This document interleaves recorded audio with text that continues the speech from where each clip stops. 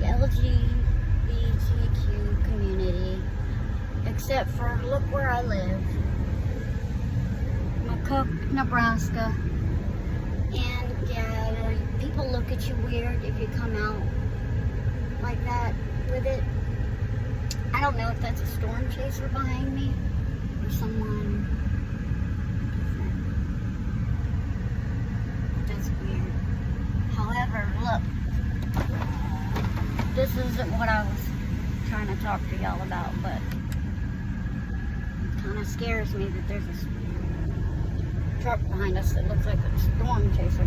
Anyways, so I am a lesbian, and some days I'm non-binary, but mainly a lesbian. I would prefer women over men any day, and I can't tell anybody here. However, a few people know, they have found out, and in McCook, Nebraska especially, I have been discriminated against. I have been let go from job after job. I'm a legal assistant. I made the dean's list. I made the president's list. I am from Mississippi, and I graduated with honors. Then I got my CNA and came up here. And I came up here because I left an abusive marriage. And 2 weeks after leaving that abusive marriage, I had a PTSD moment where I picked up the wrong wallet. I didn't need to. I couldn't see through those yellow bags. I was with my family. I spent my own $100 on all those bags around my wrists. And I accidentally picked it up. You ever accidentally pick something up? Well, it happened to me. So I go out in this little town, and there's maybe 3,500 people in there. And I got in on the other side of the vehicle, so nobody even saw. My cortisol levels were this high at that point. So was my anxiety. I felt there was a threat somewhere. I felt I needed to protect my kid. I needed to protect my little sister. And the next thing I knew, it just rolled under the car. It wasn't even in my hand anymore. Apparently a teacher had walked in after me and my little sister and dropped it right by the door. And she works at one of the only elementary schools here. They just opened another one. And this teacher went back there and they looked at the videos and saw I left with my sister. Because they didn't know me here. I'd only been here 2 weeks and I just started my job. I was still in an ankle boot because I had broken my ligament to my foot. It wasn't attached to my leg. But I still went to work anyways because I needed a job. I needed to care for my daughter. So when the officer got there, because I was just going in for lunch, I told him the truth as soon as I saw him, because by that time my cortisol levels were going down. I was even thinking about going back because I felt so bad about what I did. I was 36, almost 37, and I'm almost 39 now, and I still have nothing on my record. I am not a thief. However, after going and letting the lady follow the police officer to my sister's house, and then saying, I'll be right back, I need to go and file some paperwork or fill paperwork out, he left my sister's house and he let that lady stay there. So after about a few minutes, I had asked her if I could get her information so that I could get her money back to her. Because of course I felt bad, especially at that time, you know, I was thinking clearly. And she said, no, I'm not giving you my information, in a very rude, snotty manner. And so I went to the bathroom because I was getting a little upset and a little confused because I didn't understand why she wouldn't work with me. I mean, I understood she was upset. I caused the lady a loss, of course.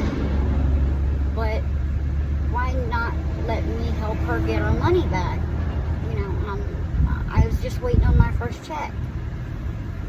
So I go to the bathroom, and then I come out, I hear screaming, and our kids, her 3 and my daughter, are lined up at the window because she had asked to go through my sister's SUV and look for that wallet.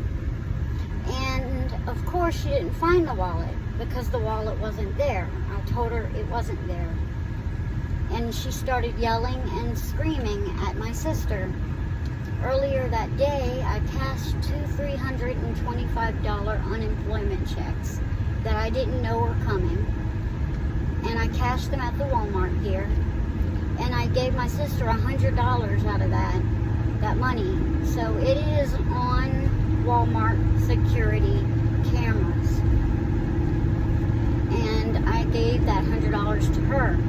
So I look out the window, and my sister is almost in tears from being yelled at by this lady. And the lady is in her face. I'm talking about nose to nose. And my sister is such an angel. She didn't even ask the lady to leave. That's how nice my sister is. And she pulled out that $100 bill that I gave her for being so helpful to me and my daughter and gave it to her. So at this point, it's not 200 she's missing, it's 100. She comes back in, and I ask again for her information so that I could get her other $100. Because, I mean, yes, I felt terrible. I still feel terrible to this day. I caused the lady a loss. But not a criminal loss. However, 3 days later, I was cited for theft. Period, unlawful taking of movable property. The officer came to my house, and he stood around like he wanted me to say something else before he mentioned the citation. And then I later realized most people around here would have invited him in. And later on, I find out he's one of those that likes to go, well, we can get rid of this for a price, but I'm from a bigger town, and you have to have a warrant to come in my house, buddy. And I stood there like an abuse victim with my arms crossed in a defensive stance. And he told me I had to sign that citation or he was going to take me to jail. I didn't get a lawyer, even though I'm a legal assistant, because I had no idea that this tiny town was like that. I'm from a town where there's at least 200,000 people in the metropolitan area. I had to learn the hard way that there's corruption in small towns. And I went with no attorney because I had told the truth. And I happen to know that if you take money for something that you say is stolen, that you cannot then charge anybody with the theft of that stolen object. And she took that $100. I saw it, the kids saw it. Then the outburst that I had with the officer when I saw him, I immediately came out with it. He didn't have to say a word. I felt so bad that, and I knew why he was there, that it just came out. An outburst is considered the truth in court, and I told him the exact and right truth.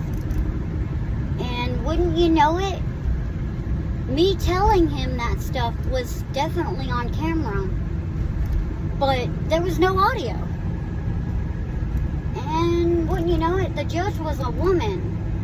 And I was so happy to see a woman up there that it wasn't funny. I was so proud until she wouldn't even look at me. She found out I was an abuse victim. I stood there by myself with nobody behind me, nobody supporting me, because my little sister said she was too scared to go in. So I told her, do not go in for me. I am not going to put you through that. I'll go in by myself. So that's what I did. And so I stood there in front of a judge and a county attorney trying to defend myself by myself. And of course they found me guilty, even though I pointed out that they said over and over, look, she's putting it in her Dollar General bags. And then I asked Lisa, didn't you go through my Dollar General bags? She said yes. I said, did you find them? She said no, on the stand. I was flabbergasted. I was like, are you not listening, or are you just paying Candy Crush, Judge Payne? I have never been so disappointed in my life. I thought it was a good thing we got a woman judge up there in a small town, but then I realized she's under the man's thumb in this small town. That's why she was up there playing Candy Crush. Hopefully she won, because I sure didn't. I had to take back my abuser because I lost my job that night. Then they kicked me off the McCook Housing Authority one day later for, and I quote, unlawful taking of movable property, and stated I couldn't apply again for housing assistance in Nebraska for 2 years. But less than 2 years later, I applied for Section 8 in McCook and got it. And yes, I still have that document, and I have no problem putting that all over YouTube and making sure it gets from the west to the east coast. But I'm calling all my fellow LGBTQ members. I am sick and tired of being walked all over. I'm tired of my daughter telling me that she is ashamed of me because I'm an educated woman and I can't seem to hold a job here.